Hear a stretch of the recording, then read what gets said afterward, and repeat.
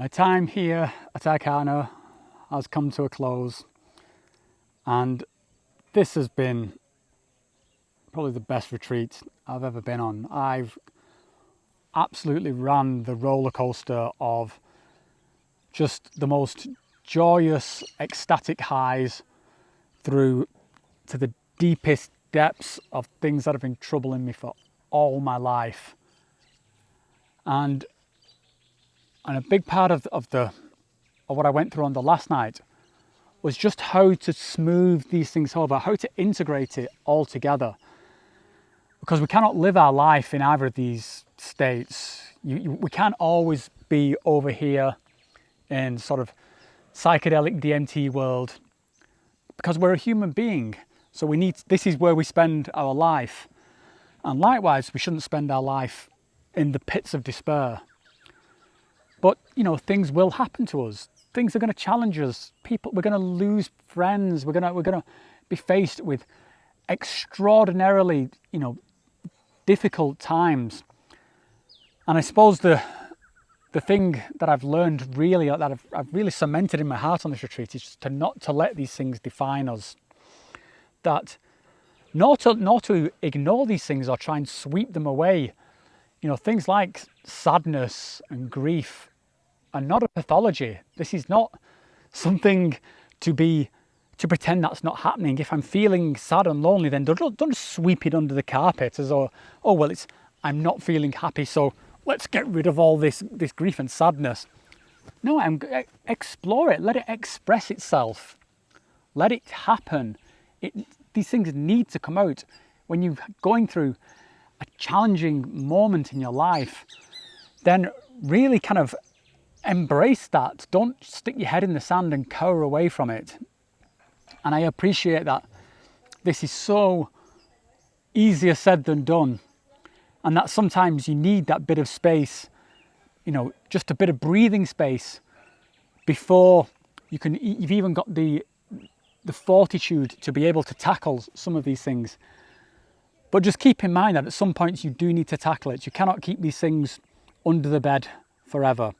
And that's certainly what's happened with me. The events I've been describing here happened to me when I was a child.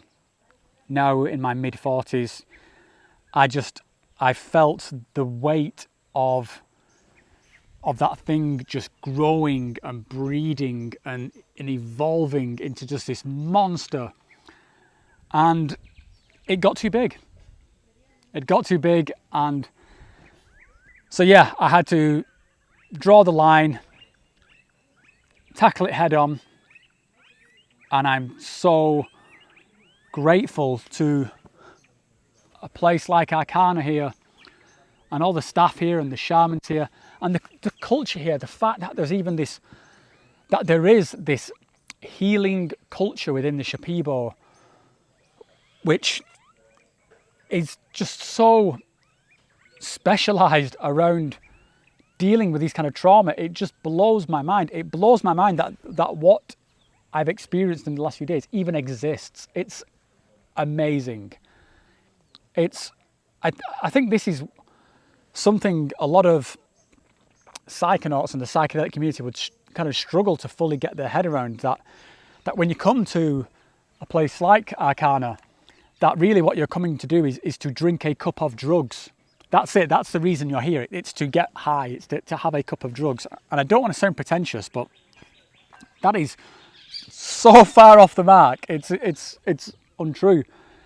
You are coming here because there is a level of expertise here that can change your life. If your life is being affected by these kind of traumas and these kind of pains and this deep-rooted hurt, you're not going to, I don't believe you're going to fix this yourself, sat in your bedroom with a cup of homemade ayahuasca. You need the space, you need the kind of the spiritual space for this to happen. You need the support, you need the care, you need the guidance. It's, a lot of people would criticize something like this as woo-woo. It's not woo-woo. These people have a language for communicating with the transcendent. It's incredible. It's not just some some barbarian, uncivilized people shouting, singing silly songs. It connects with this medicine in ways which will blow your mind completely out of orbit. Even having been through it so many times, it still stuns me. Just the grace and the humility and the expertise of these shamans. And there is so much to learn here from these guys, which I think I've been to a few centers of where we have this, there's like new age shamanism or neo shamanism, people who've taken a few psychedelics and now think that they're healers. Guys, this is nonsense. This is just nonsense. To be a healer, to be able to take on these kind of burdens that someone like me is coming with, someone who's talking about like just the ultimate form of grief, to be able to take on that, this is a craft. Takes years of dedication, and they've bundled all that dedication and all that hard work together into this lifestyle of being a conduit to the divine. And I can't help but when I see some people I know who were very well-intentioned people who've had a few psychedelic experiences and think now that they're a healer, that would be like, to me it's like the equivalent of shaving your head bald with a Bic razor and now thinking that you're a hairstylist, or slicing your arm a bit with a knife and thinking that you're a surgeon. It's the craft and dedication here just cannot be underestimated. And yeah, I mean, it's just stupefying. It's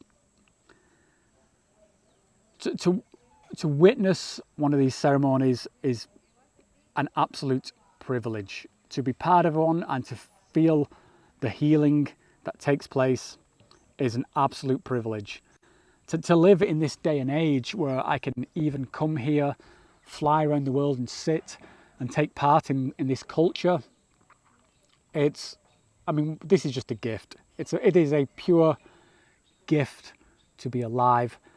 And I want to just express my gratitude so much for all the staff here at this centre, the people who cleaned the rooms, who made the food, who changed my sick bucket, who supported me when I was going through difficult times, to my fellow guests who made this just a wonderful social experience, to everyone here at Arcana, to the shamans, to the Shipibo culture, to Peru, especially more than anything to my wife and my kids back home for allowing me to take this time out. It must seem insane for a guy in his mid-40s just to jet off around the world on his own and sit in the jungle like this, but God, did I need it. And yeah, Rachel, Millie, Dexter, thank you so much for your understanding and patience. I cannot wait to see you all when I get home.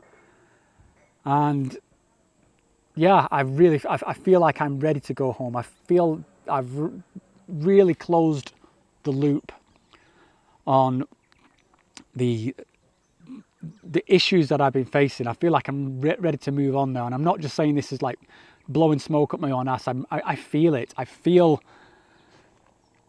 like I've let something go, and I'm so excited to see what the rest of my life looks like now. So yeah, I think that's probably the last thing I will record here at Arcana. It's been a truly wonderful retreat. I'm now going to head back to Iquitos, and I'm going to take a couple of days there in a nice quiet jungle lodge to sort of unwind and yeah, just take some quiet time before that excruciating travel back to Europe. But that travel is going to be made a lot less excruciating with the knowledge that I'm soon going to be back in the arms of my loved ones, and I'm just gonna I think I'm just gonna explode with love when I see them. Yeah, what can I say? They're the best.